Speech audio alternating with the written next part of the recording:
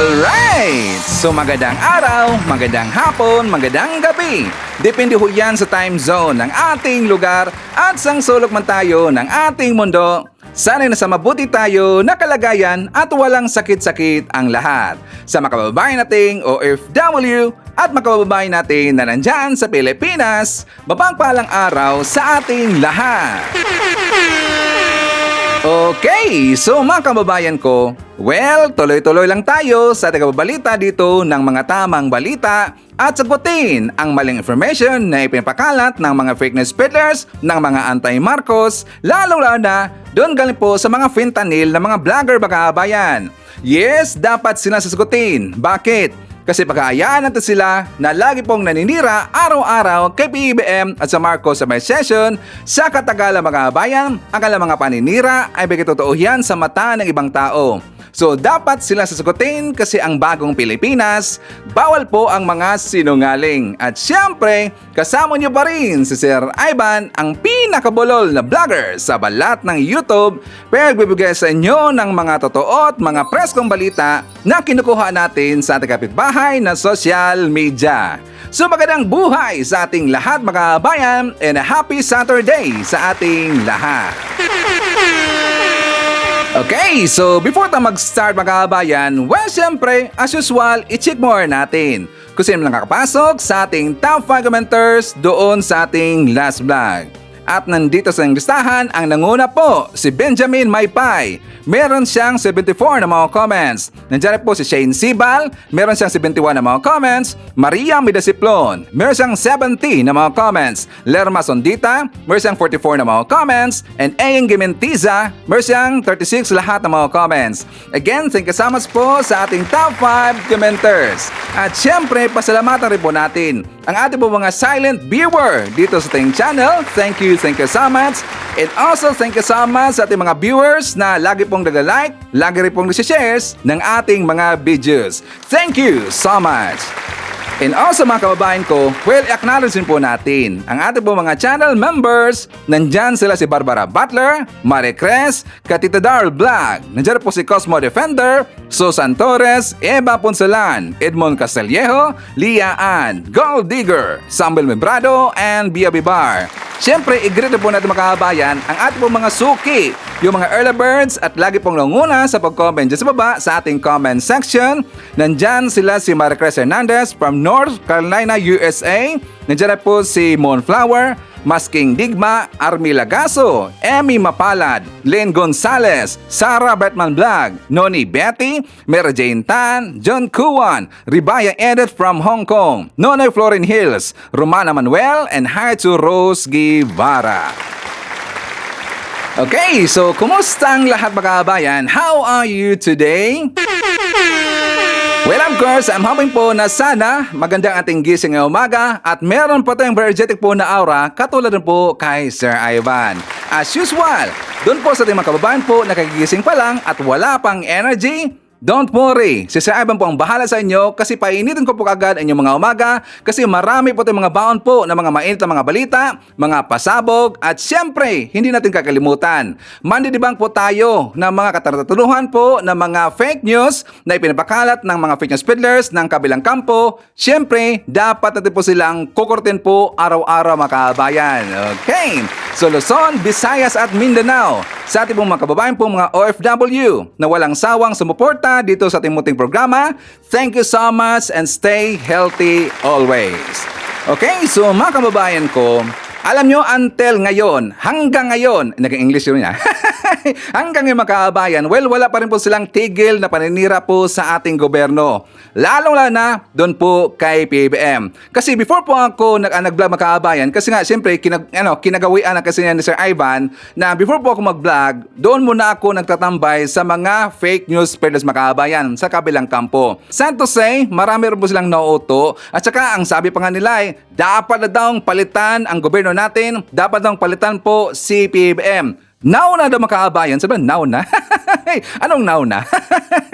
Hindi naman kayang palitan kaagad si PBM. Kaya ba nila makabayan? Kasi nga, di ba, laging tingin nakita po sa mga pictures, sa mga live streaming nila, sa mga pinagagawa nila dito na mga rally na wala talagang wala tang katuturan makabayan. Totoo lang, walang kwenta talaga eh. Parang hindi ba sila nasayangan sa kanilang oras, no? Like for example, dyan po sa Hong Kong makabayan, kasi po ito pong TAPS Coalition, ito pong hakbang ng nautog makabayan doon po sa Hong Kong, meron naman po silang inorganize dito na rally. So yung rally ni Makabayan talagang totoo dito at nagkatotoo talaga ang ating analysis dito at opinion ni Sir Ivan. 'Di ba? Makailang beses ko na po sinabi niya Makabayan, how many times ko na sinabi yan na ang kanilang rally ay naging negosyo nila yung mga kababayan. 'Di ba? Naging negosyo na nila 'yan. Kasi nga doon po sa post po sa TAPS Coalition Makabayan, meron silang rally bukas, July 7 Makabayan. That is July 7. Pupunta daw doon sila si Saso Grando Sasot, sila si kalimutan ng yung walang ligo Makabayan na vlogger, si Joy Cross. Pumunta rin po doon si Peebles Conanan, pumunta rin po doon si ito pong si Glenda Chong, si Harry Roque as usual, at saka ito pong si Trexie, at saka meron silang Makabayan, meron silang isang bisita, si Ana Malindog yata yan, 'di ba? Si Ana Malindog. At syempre, nakita na po natin, 'di ba, the other day, nag-opening na dito sa libro po ni Vic Rodriguez yung kanyang Kingmaker na Makabayan. Ang kanyang Kingmaker na libro, alam nyo, meron kasing ginawa dito, ito pong si Rodriguez, na kung saan sana man lang delikadisa, no? Sana kahiyan ng Makabayan. Bakit? Kasi meron siyang ginamit po na flag Makabayan, yung sa flag po sa being executive secretary pa niya na time, meron siyang ginamit po na flag. Dinala niya Makabayan kasi nga nag-launch siya ng kanyang libro doon po sa Hong Kong. So meron kong nakita Makabayan, nagpunta sila doon, sila siyempre yung mga vloggers na nandun pang ngayon Makabayan, yung mga siyempre yung mga kababayan po natin ng mga DEDs, nagpuntahan sila doon, bumili sila ng mga libro, ang mahal pa naman Makabayan. Ang mahal pa naman, kaya lang doon po sa picture, nakita ko Makabayan, ginamit niya yung flag, yung flag na ginamit niya, doon, na nandun pa siya sa Malacanang, yung pagiging kanyang executive secretary Makabayan. Kasi nga, siyempre, si Vic Rodriguez, siya po yung ex-ES. Doon po sa baba, kung napapansin natin yan, merong number 6. So yan rin po ang ginamit na number nung sa kanyang office table Makabayan. So number 6, executive secretary. Bakit pa niya ginamit Makabayan? Di ba hindi na po siya executive secretary? Para sa akin, delikadisa na lang sana. Kung siya man dito ay maglalabas po ng libro, well, dapat hindi niya gamitin po yung mga gamit sa gobyerno kung saan nandun pa siya sa kanyang office noon Makabayan. Dapat ang libro na lang. 'Di ba? Meron pong inalabas na libro yung Kabilang Kampo Makabayan. Yung writer po na Dilawan, nakalimutan ko lang yung kinasuhan noon, si Sas po ang kinasuhan Makabayan. Naalala ba natin 'yan? Nakalimutan ko na meron vlogger yun vlogger at saka writer po siya, columnist po sa isang newspaper yata siya. Tapos kinasuhan niya itong si Sas Rogando Sas Makabayan. Naalala ba natin 'yan? Nakalimutan ko ng name Ang kanyang pag-launch po sa kanyang libro, yung tungkol po sa martial law Makabayan, 'di ba? Hindi niya ginamit po kung ano man yung gamit na nandun po sa loob po ng Malacanang sa panahon po nila yung mga Aquino, sa panahon po ni Pinoy, sa panahon po doon sa makalyado nila, 'di ba? Walang ginamit po ng mga gamit nung pag-launch po ng kanyang libro sa tungkol po sa martial law Makabayan. So dapat delikadisa lang po. Ito pong si Vic Rodriguez, medyo pangit ang kanyang ginawa dito Makabayan. Tapos ang nakakapangit ba? Kasi ang nakasulat doon sa libro, yung dang katiwalian sa time daw na ES pa siya doon sa Malacanang Makabayan. Nakabalandra nga. Nandun nga nakalista itong si F. Elisa Makabayan. Ang ginawa daw ni F. Elisa na hawak daw lahat sa liig ni F. Elisa, yung mga tao doon, mga kabinete, takot daw lahat kay F. Elisa Makabayan. At saka siya rin po daw dito ang lagi pong namamahala kapag meron pong i-appoint Makabayan. So, nung nabanggit na po, yung tungkol po sa appointment, kasi nga, siyempre, pangalan po ng kanyang libro Makabayan, di ba, Kingmaker? So, Kingmaker po ang gintitle niya sa kanyang libro, dapat hindi Kingmaker, kasi hindi po bagay Kingmaker Makabayan. Dapat ang nilagay niya sa title po ng kanyang libro, dapat Appointment Maker Makabayan, or dapat Appointment Kingmaker. Kasi nga meron po siyang issue dito. Kaya nga isa rin po sa sa dahilan kung bakit siya tinanggal po diyan sa gobyerno natin mga kababayan, kung bakit siya tinanggal po ni PBBM. Kasi po, ito pong si Vic Rodriguez, hindi po nakakaalam, nasangkot kasi siya dito po sa issue po na siya daw ang gumawa dito na meron pong appointment for sale mga kababayan. Diba? Talang kalat na kalat ho yan. Kahit nga ibang mga vloggers sinasabi rin po yan. Kahit nga si TP, sinabi rin niya mga kababayan. Well, siyempre si TP, meron siyang contact dyan sa loob po na Malacanang. Nakakausap niya sila si FL, sila si PBBM, mga kabinete po ni PBBM. Nakakausap po yan ni TP. At meron siyang nabanggit doon na daw, isa rin po sa dahilan kung bakit tinanggal po itong si Vic Rodriguez, dahil daw dito isa po ang appointment for sale mga kababayan. So dapat lang, agree ba tayo? Dapat ang ilagay po na title sa kanyang libro, Appointment Kingmaker. Mukhang bagay yun eh. Bagay mga kababayan. Ngayon, alam nyo ba nakakatawa? Di ba lagi kong sinasabi dito na ang kanilang rally mga kababayan ay negosyo nila yan. Maraming hindi niniwala dito, pati po yung kabilang kampo mga kababayan. Yung kabilang kampo, yung mga nandito po na basher ni Sir Ivan, ayaw nang maniwala kay Sir Ivan. Sabi daw, taos puso daw yung pagsusuporta daw sa nautog rally mga kababayan. Dahil daw, ito daw sila si Vic Rodriguez, si Harry Roque, si Trexie, o sino mga resource person nila dyan, kailang mga bisita, hindi daw mga bayan mga kababayan, sariling bulsa daw nila yan. Ngayon, may post po doon sa hakbang ng Maisog International Hong Kong na chapter mga kababayan. Nakatawa kasi ito pero tinanggal nila. Kalaunan, tinanggal mga kababayan. Ano nangyari sa Ivan?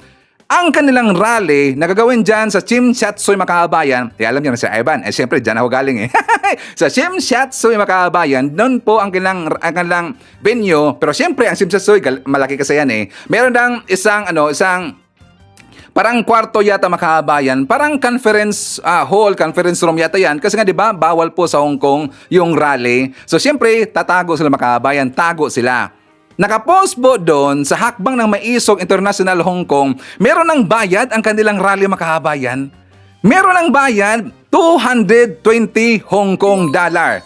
Bawat isa na pupunta ng mga kababayan. Entrance, 220 Hong Kong dollar.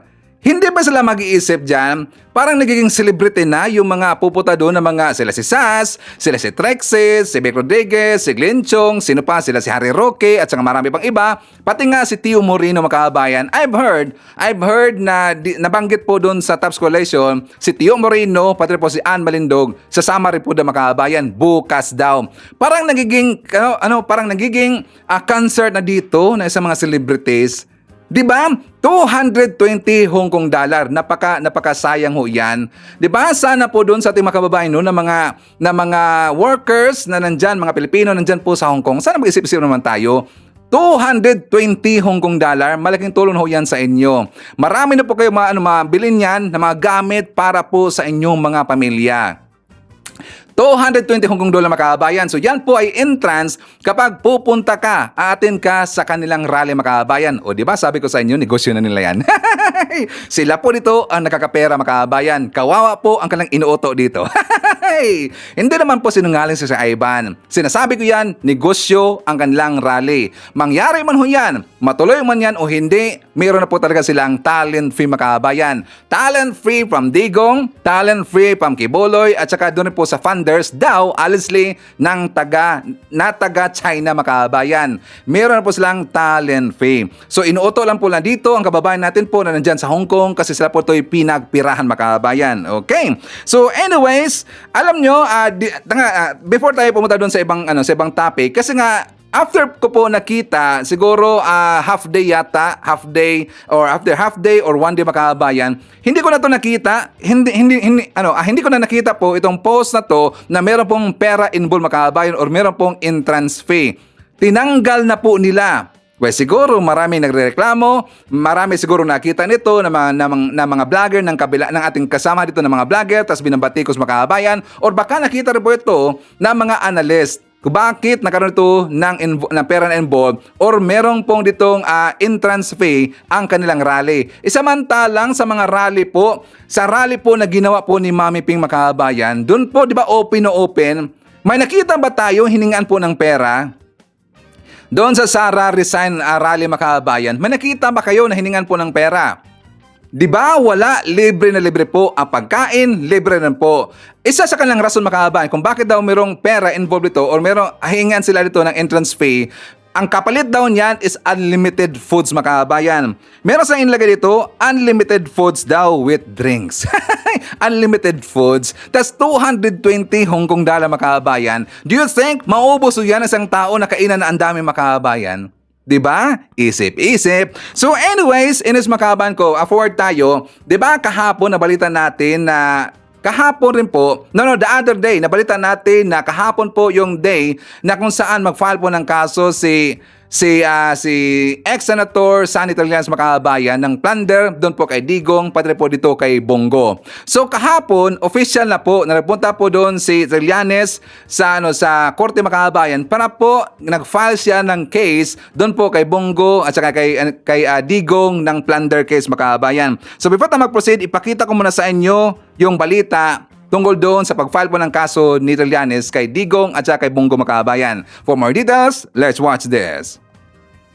Naharap sa reklamong pandarambong at katiwalian sina dating Pangulong Rodrigo Duterte at Senator Bongo. Nagugat yan sa mga maanumali umunong infrastructure projects ni Duterte sa mga kumpanya ng pamilya ni Go. Nasa frontline ng balitang yan si Ria Fernandez. Nagsampa na ng reklamong plunder at graft and corruption si dating Senador Antonio Trillanes IV laban kina dating Pangulong Rodrigo Duterte at Senator Bongo. Kaninang umaga, nagtungo si Trillanes sa Department of Justice para ihain ang reklamo. Kaugnayan ng mahigit 6 na bilyong pisong halaga ng mga kontrata para sa Davao Projects na iginawad sa ama at kapatid ni Senator Go noong alkalde si Duterte hanggang sa maging Pangulo. Giit ni Trillanes, pasok ang lahat ng elemento ng plunder dito dahil si Duterte ang naglaan ng pondo para sa mga proyekto na iginawad sa pamilya ni Go. The way the plunder is defined by law, pagka nakinabang ka at ang pamilya mo, ill-gotten wealth, kasi ito ginamit nila yung kanilang posisyon, authority at influence para mabigay at makorner yung mga proyekto. 184 government contracts ang inaward nila sa tatay at kapatid ni Bongo. Sa mga dokumento raw mula Commission on Audit o COA, nakakuha ng 125 infrastructure projects na nagkakahalaga ng halos 5 bilyong piso ang CLTG Builders mula 2007 hanggang 2018. Yan daw ang kumpanya ng ama ni Go na hango mismo sa initial letters ng buong pangalan ng senador. Noong 2017, kung kailan Pangulo na si Duterte, 27 projects daw ang ibinigay sa CLTG Builders na nagkakahalaga ng 3.2 billion pesos.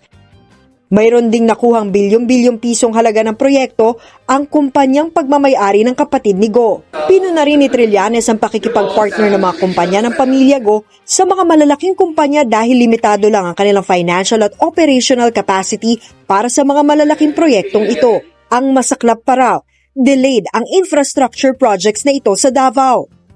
Hindi pa raw nakikita ni Senator Bongo ang reklamo, pero itinanggi niya ang mga alegasyon na noon pa raw ay binabato sa kanila ni Duterte. Dagdag pa ng senador, hindi siya nakikinabang sa negosyo ng pamilya niya at hindi sila nakikinabang sa pagiging opisyal niya sa gobyerno. 2018 pa raw ang mga akusasyon na ito na binuhay lang daw dahil malapit ng mag-eleksyon. Alam din daw ng publiko na attack dog si Trillanes. Giit naman ng dating senador, hindi niya ito ginawa para mag-ingay dahil mag-e-eleksyon. Ngayon lang daw niya inihain ang reklamo dahil hindi na naiimpluwensyahan ni Duterte ang hudikatura. Grabe mga kababayan, tiba-tiba si Bongo dito at sa kanyang pamilya. 174 ba yun? 175 ba lahat? Na lahat po ng mga proyekto na kung saan doon lahat sinalpak po sa pamilya ni Bongo Makabayan. 170 plus lahat, ang dami. Parang naging ang sarap naman ng negosyo ni Bongo Makabayan. Bilyon po ang kita niyan.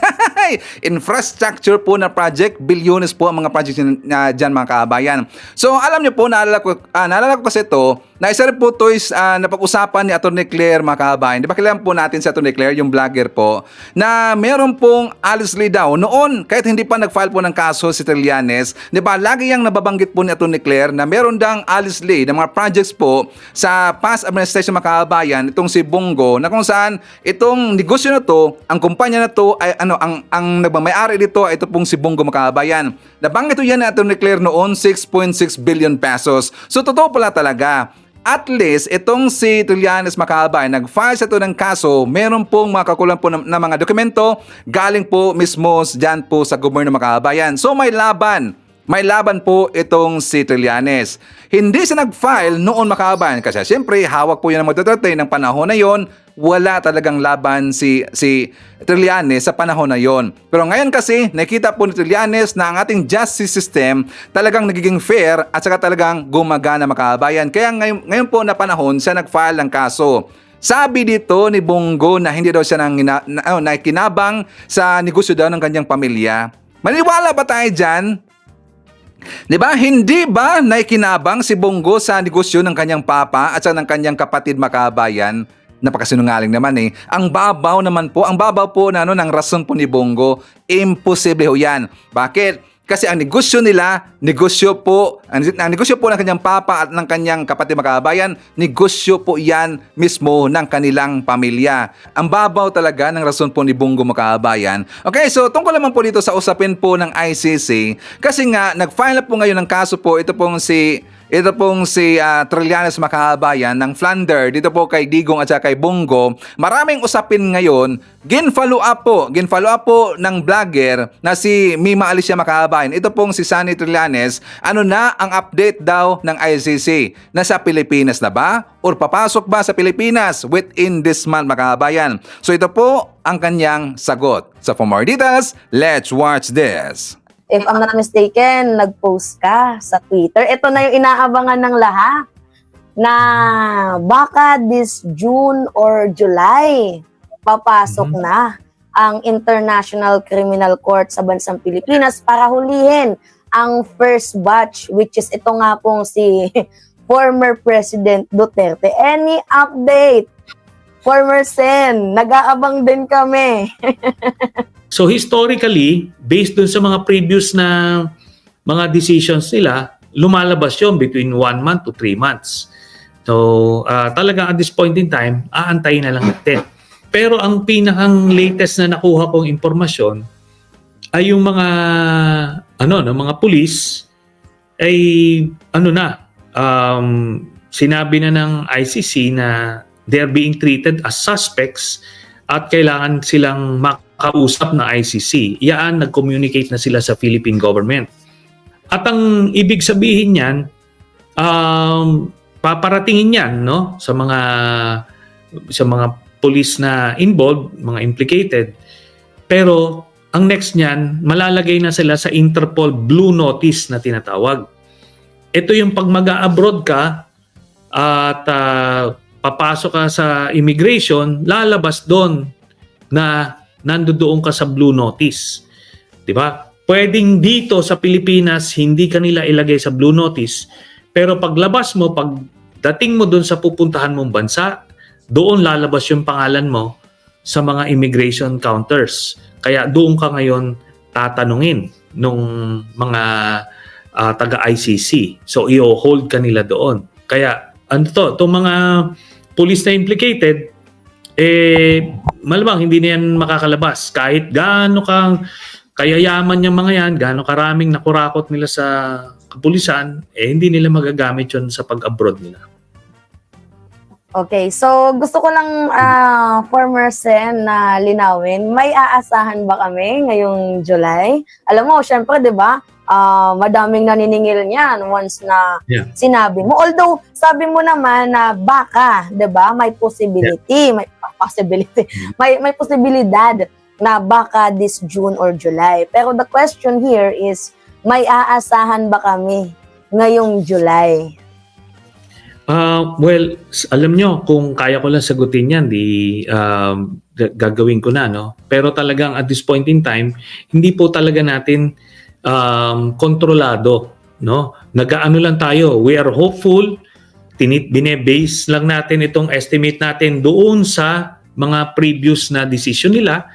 Pero alam nyo, talagang inip na inip naman tayo rin kasi 7 taon namin ito pinoproseso. So we'll just have to wait and see kung sabihin nilang lumagpas yung July, hindi lumabas. Malay mo lumabas ng August, palagay ko huli man at magaling nayahabol din. Ika nga, di ba? So ngayon, nagkomento kasi si Bongo na ikaw daw po, Sentry, ay isang attack dog. Ano daw ang masasabi mo doon? Ano po ang iyong masasabi doon? Kahit na ano pa yung tawag niya sa akin, kailangan pa rin niyang harapin itong mga paratang ko sa kanya. Alam niyo kung hindi totoo yung sinasabi ko, dapat sasabihin niya, hindi totoo yan. Hindi nangyari yan.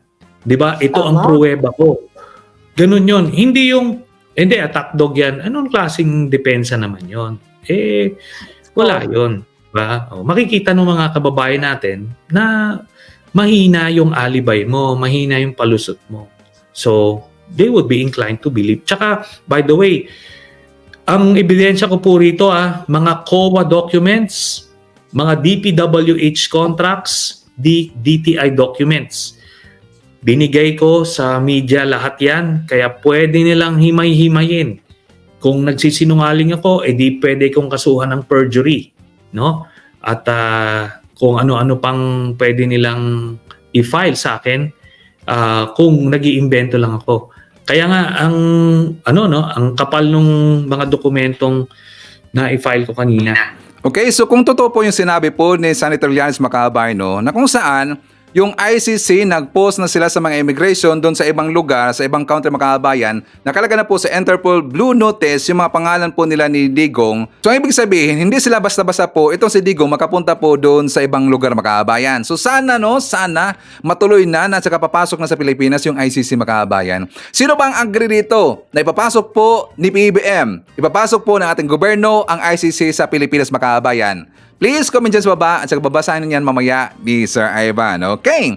So isa na po sa topic natin mga kababayan, isa na po dito sa ating concern kasi nga yung vlogger po si Bismar yata siyang name niya or si Bisdakiros. Na-topic kasi niya ito pong bagong report po sa ibang lugar mga kababayan. At saka pinosan po ito ni Joy De Vera. Si Joy De Vera nga pala yun yung walang ligo. Yung crush ni Takiro. Takiro, crush mo daw yan eh.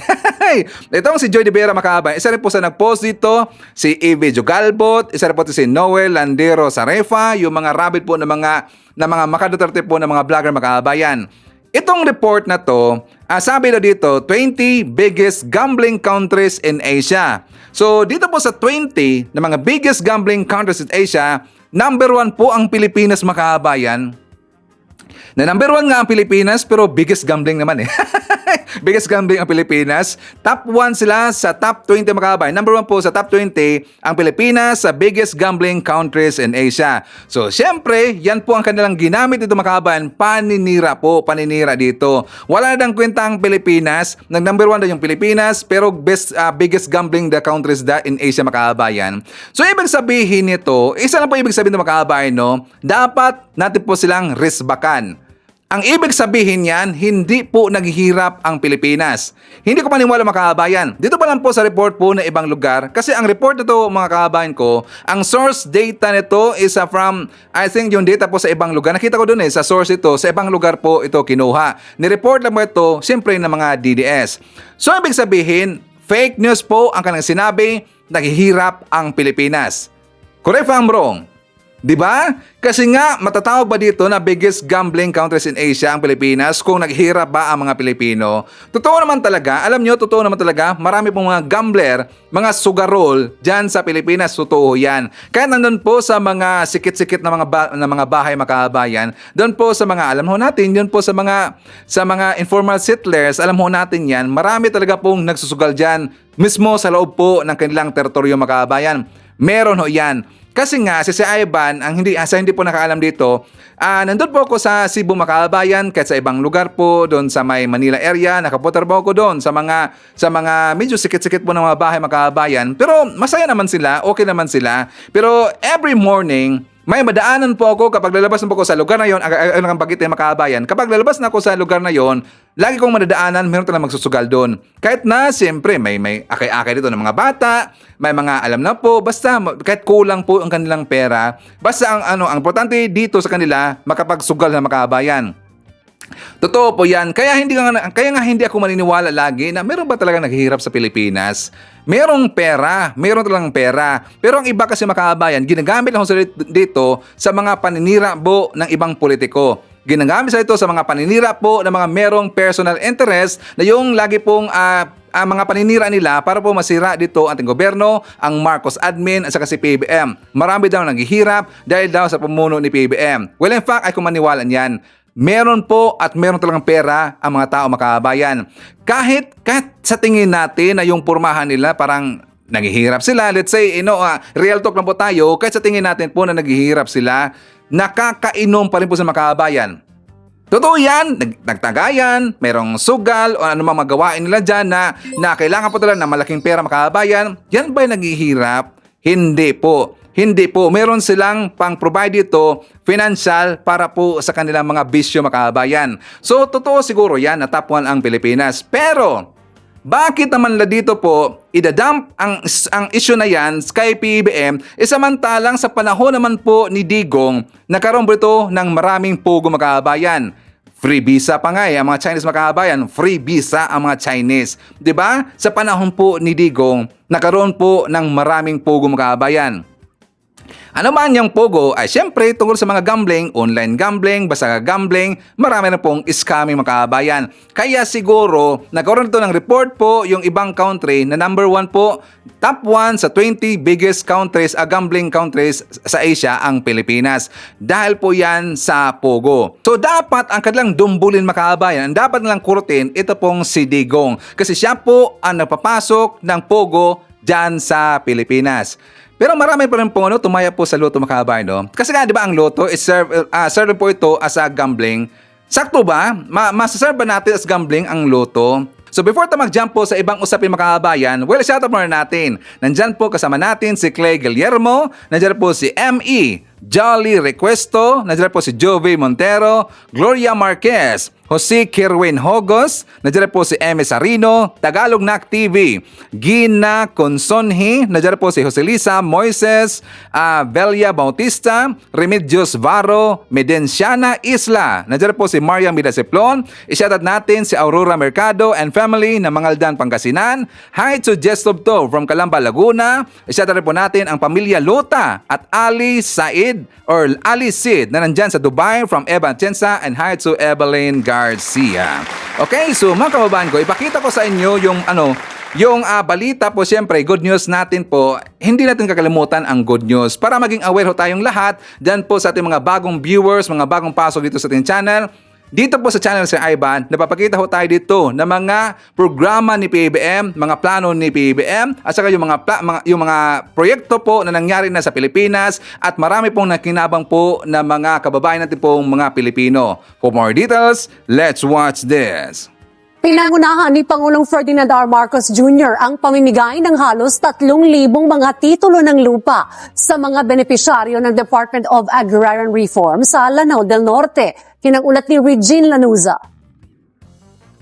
Mahigit 50 taon nang sinasaka ni Dato Joseph Sagubay ang kanilang 6 na ektaryang lupa sa Impasugong Bukidnon. Tinataniman nila ito ng kape, mais at iba pang root crops. Ang nasabing lupain ay ninana pa nila ng kanyang 6 na kapatid sa kanyang ama. Sa kabila ng tagal ng kanilang pagsasaka ay wala pang titulo ang kanilang lupa. Kaya naman, labis ang tuwa nito na ang matagal na nilang hinihintay ay sa wakas dumating na matapos mismong si Pangulong Ferdinand Marcos Jr. ang namigay ng land title sa mga Agrarian Reform Beneficiaries o ARB sa Mindanao Civic Center Gymnasium sa Tubod, Lanao del Norte ngayong hapon. Nasihan din ito dahil maliban sa kanila ay nabigyan din ng titulo ang mahigit 50 miyembro ng kanilang tribong Higaw noon. murag ko na among dugan yun nga kalipay ngo ay kabutangan sa among kalipay nga natabangan yun nga nakahatag sa among titulo sa among yuta. Isa lamang si Dato Joseph sa mga nabigyan ng land title dahil sa pangkalahatan, nasa 2,566 na mga land titles ng 3,009.57 hectares ng agricultural land ang naibigay sa 2,857 ARBs sa Northern Mindanao. Ayon sa Department of Agrarian Reform o DAR-10, 2,025 sa mga ARBs ang nakatanggap ng 1,522 Certificates of Land Ownership Awards o CLOA. Nasa 1,044 na mga e-titles din ang ipinamahagi sa 832 ARBs sa ilalim ng split project. Dahil dito, malaki ang pasasalamat ng lokal na pamahalaan. The distribution of Certificates of Land Ownership Award or CLOA by no less than His Excellency President Marcos to deserving beneficiaries is a monumental step towards empowering our farmers and securing their access to the land they cultivate. Ayon naman kay Pangulong Marcos, ang kanilang pagbisita sa lugar ay hindi lamang pagsasakatuparan ng programa para sa mga ARB, dahil ito ay kanilang pagkilala rin sa mga magsasaka. Gusto rin itong makita ang sitwasyon ng komunidad upang mas maintindihan ang mga suliran at mabigyan ng solusyon at aksyon. Upang lalong mapakinabangan ang nag-uumapaw na ganda at sagana ng inyong lugar, kailangan natin itong pagyamanin at alagaan. Sa ngayon ay nagpaalala naman ang DAR sa mga ARBs na hindi pa nila pwedeng ibenta ang kanilang lupain dahil pwede nilang bawiin ang titulo. Maaari lamang umano itong ibenta pagkatapos ng 10 taon. Sa kabila ng murang halaga, tiniyak ng Agriculture Department na maganda at masarap ang kalidad ng kanilang ibinebentang bigas sa Program 29. Yan ang ulat ni Benji Durango. Nakakamura kami sa aming pang-araw-araw na pagkain. Dream come true para kay Aling Wilma Zapanta ang bumulaga sa kanya sa Kadiwa Store sa Barangay Fortune, Marikina. Ang bigas na naguunahan sa pagtaas ng presyo, 29 pesos dito. Kaya salamat sa Kadiwa Center. Paano ka ba naman hindi magpapasalamat? Tonel-toneladang 29 pesos na bigas ang ibinagsak dito sa kanilang multipurpose hall. Single parents, persons with disabilities, 4Ps at senior citizens na tuwang-tuwa tulad ni Mang Alan na dinaiwasang ikumpara ang bentahan ng bigas sa labas. Malaking bagay talaga kasi pag bibili ka sa labas ay magkakatipid ka din maski pa paano eh. Ngayong araw, 9 na Kadiwa Store sa Metro Manila at Bulacan ang nalagyan ng 29 pesos na bigas. Bukod sa bigas, may mga gulay din at iba pang mga bilihin. Kaya maaga pa lang, mahaba ng pila sa mga Kadiwa Stores. Sabi ng Department of Agriculture, trial pa lang ito para mas mapaayos ang magiging sistema kung gagawin na sa buong bansa. Large-scale trial na makita yung mga requests, challenges, and issues sa supply, sa logistics, at sa maraming bagay. So, ano yan? Kasama rin sa pagtingin ng kagawaran ngayon, paano yung improvement natin sa mga susunod na araw. Makakaasa raw na hindi mapapahiya ang gobyerno sa bigas na ito. May rason daw kung bakit tinawag itong Quality P29 Rice. Maganda yung quality ng bigas, mabango at saka masarap kainin. Pansin ng DA na bigas ang numero 1 dinarayo sa mga Kadiwa Stores. Siguraduhin lang na dala ang ID at reusable bags. Paalala rin ng DA na huwag abusuhin ng supply para mapagbigyan ng lahat. Kaya si Nanay, hirap magsalita. Todo pasalamat pa rin sa Pangulo. Maraming salamat po sa Pangulo at saka sa Mayor ng Marikina. Ito will be sustained hanggang matapos yung administration na ito at gusto natin ito mas matagal pa. Siguro sa lalong mas mahabang panahon. Pinag-aaralan na rin ng DA na gawin itong available sa lahat bukod sa vulnerable sector. Bumagal sa 3.7% ang pagtaas ng presyo ng produkto at serbisyo nitong Hunyo mula yan sa 3.9% noong Mayo. Ayon sa Philippine Statistics Authority, kabilang sa may malaking ambag rito ay ang mabagal na paggalaw ng presyo ng kuryente, pabahay, transportasyon at iba pa. Bumagal na rin ang pagtaas ng presyo ng bigas at iba pang pagkain pero umaasa ang gobyerno na mas bababa pa ito dahil sa pinalawak na bentahan ng mas murang bigas. Yan ang ulat ni Clazel Pardilla. Mula 3.9% noong Mayo, bumaba sa 3.7% ang inflation o ang bilis ng pagtaas ng presyo ng produkto at serbisyo sa Pilipinas sa nakaraang buwan ng Hunyo. Ang antas na yan, higit na mas mababa rin sa 5.4% na naitala sa kaparehong buwan noong 2023. Ayon sa Philippine Statistics Authority, ang naranasan ni Tony na pagbaba sa singil sa kuryente ang isa sa may pinakamalaking ambag sa paghupa ng inflation. Matatandang ipinag-utos ng Energy Regulatory Commission ang utay-utay na paniningil ng Meralco sa generation cost ng mga kuryente na layong maibsan ang malaking gastos ng mga consumer. Nakatulong din sa pag-atras ng inflation ang bawas presyo sa gasolina at mga kainan. Naitala rin ngayong buwan ng Hunyo ang pagbaba ng presyo ng bigas. Ang 1,350 pesos na kalahating kabang bigas na binibili ni Nora noon, ngayon ay 1,310 pesos na lamang. 40 pesos po yung nabawas, ma'am. Kano po kahalaga yung pasa? Mahalaga po yun, ma'am, pang pamasahe na rin po pang araw-araw. Dahil sa mga programa ni Pangulong Ferdinand R. Marcos Jr., positibo ang Department of Agriculture, babagal pa ang inflation, partikular na ang presyo ng pagkain gaya ng bigas. Okay, isa rin po sa ating ebidensya makabayan na marami po tayong mga kababayan po mga Pilipinong nakinabang po sa programa ni PBBM.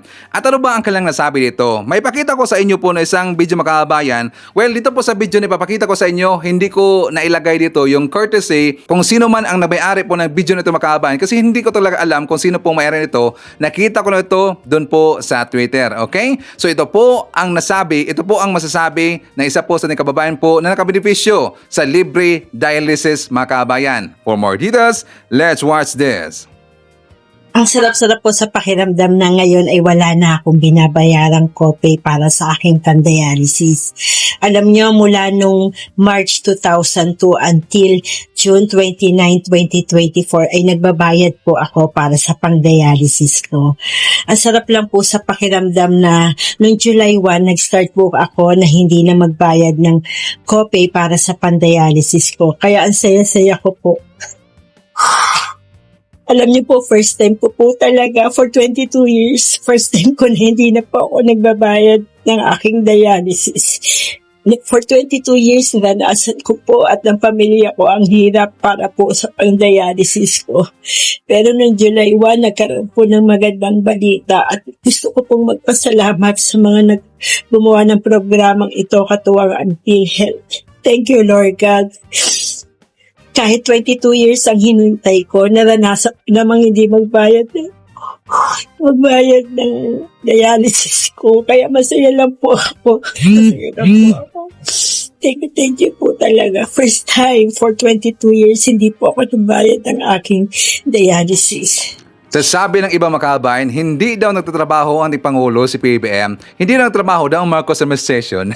Di ba kung napansin natin po sa mga rally, puro lang paninira. Gusto kasi na ito po na ipagmukha dito, ipapamukha dito sa ibang tao na walang ginawa ating gobyerno, puro lang daw kalukuhan makabayan. Bakit sila na ganyan? Kasi gusto kasi nila dito na magkaroon po ng diversion tactics. Diversion tactics po ang kailang ginagawa makabayan. Kasi nga alam ho natin, nakita nila na talagang sumimplang na dito ang sitwasyon po ng mga Duterte. Kasi nga unti-unti na ditong nalalaman po, talagang nabalatan na dito. Nalaman na po ng taong bayan ang mga ginagawa po ng mga Duterte, ang ginagawa po ng Duterte administration na kung saan ngayon na po naglabas sa makabayan. Marami na pong kaso ito ngayon si Digong. May mga kaso na po ngayon ang mga alipulis po ni Digong. Kaya nga sila nag-iingay dito. Like for example, sa sinabi rin po ni Robin Hood Padilla makabayan, sabi po ni Senator Robin na pangit na daw ang sistema sa Pilipinas.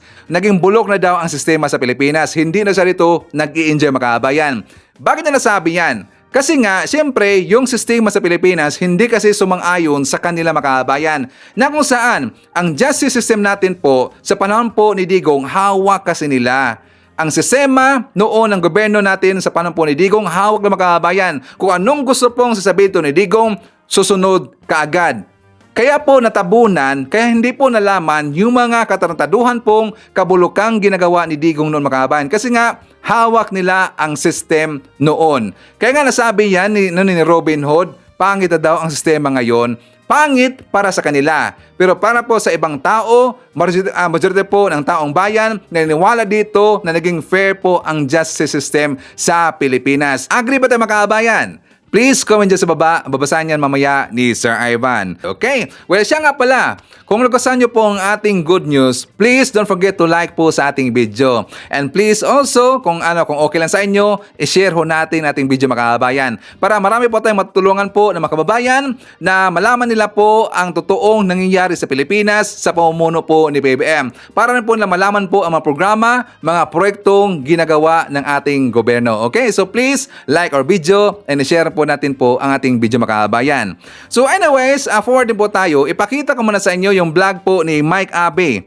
Dito, dinikdik niya, sinabo na naman po itong mga alipores ni Digong mga kababayan. For more details, let's watch this. Patuloy na lumalabas ang mga isyung talagang dapat ay ipaliwanag at dapat panagutin ang mga taong posible na mayroong pagkukulang at pagkakamali at paglabag sa ating mga batas. Okay? Di ko rin inaasahan na ganito. Kasi kung yung magugunita noong nakarang administrasyon under President Duterte, para bang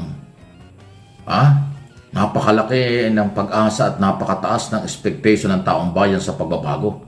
Dahil nakuha ni Digong ang kilitin ng taong bayan. Mag-PI lang siya, nagtatawanan pa. Kaliwat kanan ng kanyang pinipiay, Santo Papa, Amerika at malaking mga bansa at kung sino-sino. Halos lahat ng Pilipino, kanyang na-PI na. Nagtatawanan pa yung mga tao. Pati yung minsan ay parang may below the belt na may pagkabastos ng dating na mga speech, tawanan pa rin mga tao. Kasi nga, yun ang sinasabi kong nakuha ni Digong ang kilitin ng taong bayan ng panahon ng before at saka yung 6 before election ng 2016, kaya siya naging Pangulo at sa kabuuan ng 6 na taon. Pero ngayon nawala na siya sa kapangyarihan, lumabas na ho yung maraming nakapagtataka at mga isyu. Nasa kabila pala ng kanyang mga pagpapatawa, pagpipiay, at panlalait kung kani-kanino, ay meron palang mga di umani nangyayari at ngayon naglabas ang dapat ay imbestigahan. Pati sa korupsyon, human rights violation, campaign sa illegal drugs, na napakaraming buhay nang nawala, pero ang drugs naman hindi nawala, buhay daw ang nawala. Sabi nga ng mga naging biktima na humarap sa public hearing ng Committee on Human Rights, hindi nawala ang drugs, ang nawala ay mga buhay. Di ba? At ang nakapagtataga yung korupsyon, kasi di ba ang identity ni Duterte ay laban sa korupsyon. Pero nung nakaraang gobyerno ngayon, ay lumalabas na may mga korupsyon pala na pinagdudutahan. Yung pala dahil kung bakit siya galit na galit sa mga senador na grupo ni na Gordon, Drilon at iba pa na nag-iimbestiga sa alleged korupsyon. Di ba? Hindi nga pinapunta ni Digong Duterte yung kanyang mga cabinet secretary sa Blue Ribbon Committee. Eh ngayon, wala na silang kapangyarihan, wala na sa gobyerno. Ito at naglabasan na yung mga alleged korupsyon. At pati itong Pogo po, hindi biro ito. Kasi parang hindi lang bilyon, mukhang trillion business ito. Dahil mas marami yung illegal na operasyon ng Pogo kaysa legal. Sabi ng Presidential Anti-Organized Crime Commission, retired Undersecretary at retired General Cruz, na napakalaking pera at marami mga building ang naitayo at may mga dating government official na matataas ang posible rahong nagbigay ng proteksyon at may kinalaman dito sa initial investigasyon. Katulad nga na sinasabi ni Mr. Chairman and CEO Alejandro Tenco ng PAGCOR, ilalabas niya sa tamang oras at panahon ang mga pangalang naglabi, mataas na opisyalis, high-ranking official ng gobyerno noon ang naglabi at nasa likod ng Pogo. Kita nyo? At ngayon, lumalabas pati yung Mayor Alice Goo, na pinaka-controversial ng Banbantarlac, ay malapit din kay dating Pangulong Duterte. Hindi lang mga picture ang pagpapatunay, napupunta pa pala ng Davao. Pati ngayon si Paildon, na dating Commissioner ng Customs na malapit din kay Duterte, nababanggit na rin. At kung sino-sino pa. So, yung expectation at paniniwala ng taong bayang anti-corruption, laban sa corruption si Duterte at ang kanyang administration, parang nakakaduda kung talagang anti-corruption sila. Kasi ngayon, naputukan yung mga balita na may related sa mga illegal activities. Di ba? Noong araw kasi, nung panahon nila, wala makapagtanong, wala makapag-imbestiga. Naging bulag at bingi ang Senado at Kongreso noon. Ang Blue Ribbon Committee lang ang maingay na panahon ni Gordon. Pero anong inabot ni Gordon? Puro panlalait, puro pagmura. Ang inabot ni Gordon laban mula kay Duterte noong mga panahon yon.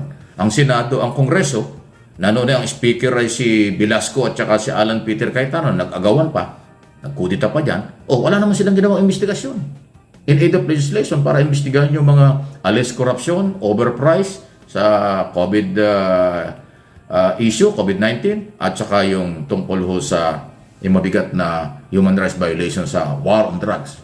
Wala silang ginawa. Ngayon, under President Marcos, walang pumigil, rule of law ang pinairal, naglabasan ho itong mga balitang ito. Dahil hindi naman pwedeng pigilan ng Malacanang ang Kongreso at Senado sa in aid of legislation dahil trabaho yan. Alam yan ni Pangulong Marcos kasi siya ay dating congressman ng Ilocos at dati rin senador bago naging Pangulo.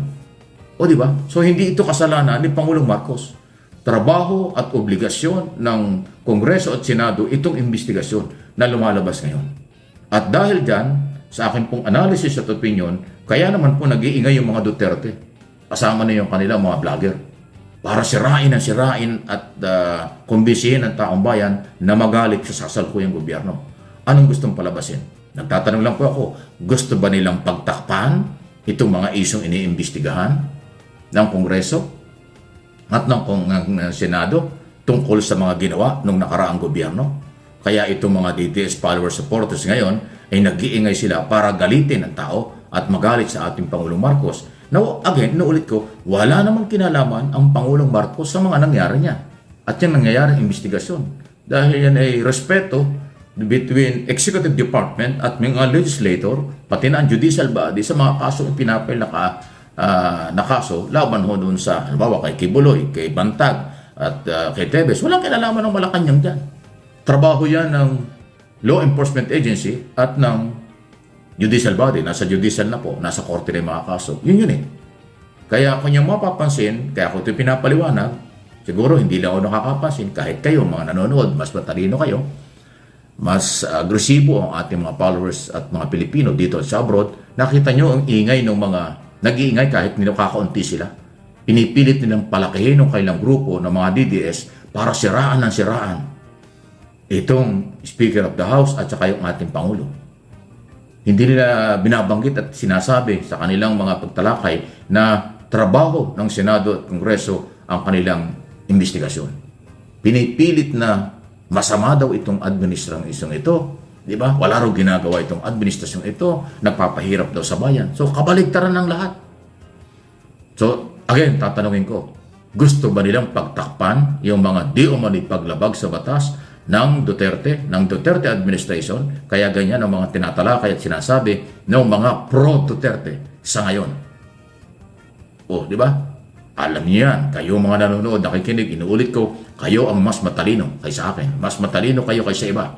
Tandaan nyo, basta tama yung mga comment, tama yung paniniwala, base sa mga nangyari at nangyayari, yun po yun.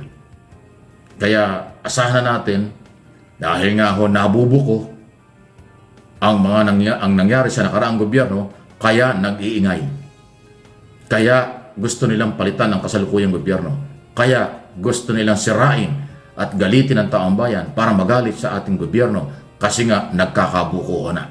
Yan ang aking opinion at interpretation sa galaw ng politika at galawan sa ating bansa after 2 years, sa unang 2 taon ng ating gobyerno. At gagawin nila ito, magpapatuloy ito kasi ang gusto nila ay talagang hawakan ang gobyerno, tanggalin si Pangulong Marcos. Ang sama ng agenda, hindi ba? Makakadagdag ba sa pagkainan ng Pilipino pag nagpalit ng gobyerno? No. Big no. Kahit nagkakabukuhan na makabayan ang mga ginagawa po ng mga Duterte ng previous administration, hindi pareho yan pinapaniwalaan po ng kanilang mga followers. Hindi po. Kaya nga nagkaroon sila to lagi ng rally. Lagi lang gustong iparating po sa sa kanilang mga rally. Gusto na ipakita dito sa kanilang mga nauto na hindi daw totoo yung mga ikinaso ngayon kay Bongo or kung sino mang meron ng kaso ngayon na kanilang kaalyado makabayan. Hindi nila yan pinapaliwalaan. Bakit? Lalong-lalo na kay Digong. Kasi ang tingin nila kay Digong makabayan parang naging Diyos-Diyosa na kasi. Ang naging Diyos-Diyosa nila ito, naging puo na nila, pati po itong si Kibuloy. Okay? So anyways makabayan ko, isa po natin. Nandyan po si Ashin, hi to biyahe ni AJTV from South Korea, Bonnie Cuevas from Caloocan. Nandyan rin po si Perlita Petersen, hi daw sa kanyang pamilya na nandyan sa Pilipinas. Isyata rin po natin si John Wick, Vivian Torne, Jillian Quezon, Jose Lemmy. Nandiyan na po, hi daw sa mga taga-Tagudin, Ilocos Sur. Hi to Joy Villamera na nandyan sa Sagay City, Negros Occidental. Isa natin si Otelo Lim Diesto. Kasama rin po natin si Nida Grace Dingkong, Alicia Leak, si Mezo LB, Helen Martinez, Victor Robin, IBB Alonso, Marlo Bidnarek, Wilfredo Senior de la Serna, at saka si Ruben Basinga Salindong. Nandiyan po si Ritz Gulafo Hodgkinson and hi to Efrida Halias. Okay, so mga kababayan ko, ipapakita ko sa inyo yung vlog po ni Atty. Claire. Ito po yung tungkol po sa Flander case na ikinaso, ginfile po ni Trillanes, kinasuhan niya si Digong at saka si Bongo Makabayan. For more details, let's watch this. Alam ko, partner, na bring up na to. Oo. Na bring up na to ni Senator Trillanes. Oo. Pero mukhang hindi nagsampa ng kaso. Dati. Oo, hindi kasi natuloy. hindi ko nakita na may sinampang kaso unlike now. Oo. Kasi alam mo naman nung medyo maingay-ingay si Senator Trillanes, mukhang siya na yung susunod na Dilima version. Okay. 'Di ba? Pinatatanggal yung amnesty. 'Di ba? Gustong ipakulong. Actually nawarrant nga 'to eh. 'Di ba? Nanalo na siya sa court eh. Na kumbaga existing yung warrant, yung amnesty hindi pwede ma-revoke. 'Di ba? So, lahat ng paraan ginagawa kay Senator Trillanes para makulong din. Oo. So, dati. Kaya, ito kasi alam ko, tinake up niya na to. Oo. Oo. Ang sabi naman ng Senator partner, okay, nevertheless, I welcome these moves to finally put an end to these often recycled issues against us. Ayan o, sabi ni Zobel Villa, wala pa pong kaso, ngayon pa lang ikakaso sa kanila. Yun eh. At tapos may nagtanong, ba't ngayon lang? Correct, ba't ngayon lang? Ba't tingin mo ba mananalo ka nung panahon ni Pangulong Duterte? Oo. Diba? Good thing nga sa DOJ sinampa to. Kasi, diba, parang ang dating kapag ka-ombudsman, may ibang nag-iisip mga kayubi na, syempre, ang ombudsman, sino ba nag-appoint? Wise. Oo. Diba? Ombudsman Martires. Wise, ha? SC, in-appoint ni dating Pangulong Duterte. Tapos, pinasok niya din sa ombudsman. O, di ba para bang na-question yung pagiging pareho nilang bedan? Although sabi kasi hindi sila magkabrad, may nagsabi magkabrad sila, pero sabi hindi daw magkabrad. Pero yun yung parang lumalabas na medyo magkakilala. So, yung pagiging impartial, questionable. Diba? Pero anyway, kasi partner, kasi ganito yung kwento niya, di ba? Ito kasing kampanya nung tatay ni Senator Bongo, parang meron silang construction firm, di ba? So during the time ni Pangulong Duterte, parang since 2007, na-awardan ito ng mga projects. Road projects. Ano mga ba? Development. Contractor sila. Parang ganon. Oo. Tapos, meron pa isa yung Alfredo na half-brother niya din. Half-brother ni Senator Bongo. Oo. So, syempre, ang tanong kasi, mga kayubi, maliit ka lang ng kumpanya kasi financially, hindi ganun kalaki yung kapital mo. Tapos, itong si LTG, nakikipag-partner siya sa mas malaki. Diba? Tapos, ang swerte kasi ng CLTG sa Calfrego na kahit maliit lang yung kanilang puhunan, nananalo sila sa bidding. Sila yung naa-awardan. Davao. baka naman talagang partner, nako-comply, na ano nila talaga lahat ng requirements at siyempre sasabihin kung sino naman talaga ang pinakamababa dyan, gano'n naman ang patakaran dyan eh. Okay nga sana, partner. Pero sila din yata yung pinakamaraming delayed na projects na hindi natutuloy. Award lang daw ng award, kuha ng kuha, tapos hindi naman nila kayang tapusin. Pero syempre may mga down payment. So doon ngayon nag-i-start ang usapin. Ngayon, anong kinalaman ni Senator Bongo? Kahit sabihin mo na hindi ikaw yung mayor, ikaw yung pinakamalapit na mayor. Hindi ka ba official sa Davao? At that time na mayor si Pangulong Duterte? Kinikilala nga executive assistant. Ang tanong ko, voluntary ba to o may sweldo ba to as government employee? Tandaan natin mga kayubi, hindi ba nag-assign din ng executive assistant itong si Attorney Harry Roque? Oo. Di ba may sweldo yung executive assistant? So ipapalagay ko na si Bongo at that time, executive assistant ni Pangulong Duterte, may sweldo yun. Government official siya. Oo. Empleyado siya ng lokal na pamahalaan. So ano yun, may masasabi ba na may conflict of interest doon, partner? Kasi partner, meron sa meron tayo sa batas natin na hindi pwede ikaw makipag-deal kahit sa mga kamag-anak mo, associate mo, yung mabibigyan ba ng pabor because of your position. So, ano ang labas ngayon ni Ano ang labas ba ni Go, di ba? Ano ang papel niya kay Pangulong Duterte? Oo. Yun ang ipo-point out ngayon ni Senator Trillanes. Ano ngayon, kung siya man, kung kamag-anak man niya yan, ano yung naging role? Meron bang may corruption ba? Oo. 'Di ba? Kasi dito sa sinasabing natin na plunder, partner. Ito kasi yung meaning eh. It is a crime committed by a public officer by himself or in connivance with members members of his family, relatives by affinity or consanguinity, business associates, subordinates, or other persons.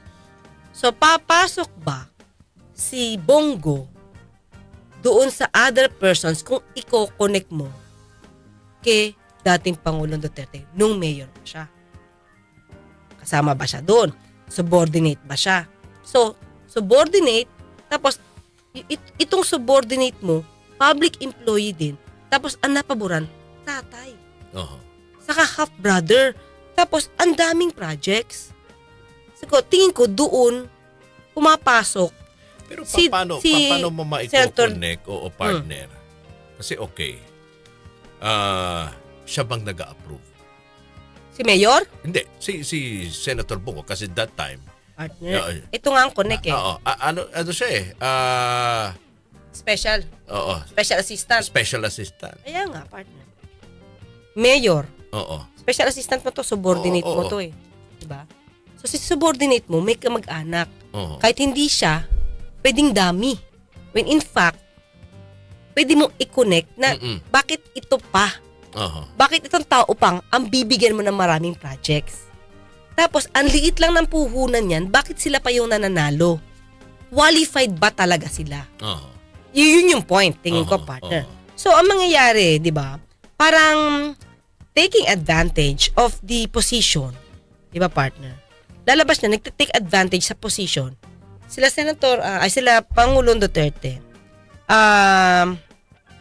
para mapaboran, by taking undue advantage of official position, authority, relationship connections, or influence to unjustly enrich himself or themselves at the expense and to the damage and prejudice of the Filipino people and the Republic of the Philippines.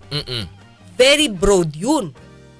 Pero pwedeng ipasok yun ni Senator Trillanes Basta dapat makonect niya lahat. Sabi naman natin dito, dapat makonect. Hindi pwedeng haka-haka lang. Dapat may direct evidence. So dapat i-connect niya si Pangulong Duterte, yung posisyon niya, yung posisyon ni Bongo, at kung bakit itong mga kamag-anak mo ang nagkamal ng projects. Tapos di nyo naman natatapos. Kuha lang kayo ng kuha daw ng projects, hindi natatapos. Well, so dapat makita natin ngayon, ano na?